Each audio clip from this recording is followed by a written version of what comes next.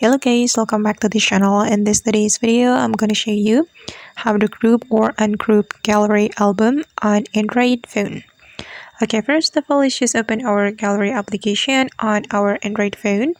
Then we're going to select some albums that we want to group, and I'm going to go with this album. We can just tap and hold on the album. Then you can click on this circle button to select it.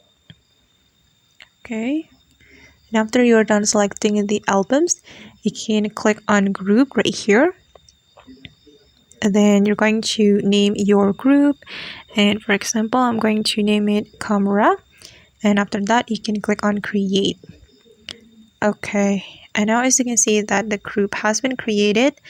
And if you want to ungroup this folder or this group, you just need to tap and hold on the group. Then you're going to click on ungroup right here. Alright guys, and that's how we can group or ungroup gallery album on Android phone. I hope this tutorial will be useful for you. Thank you so much for watching and see you on the next video.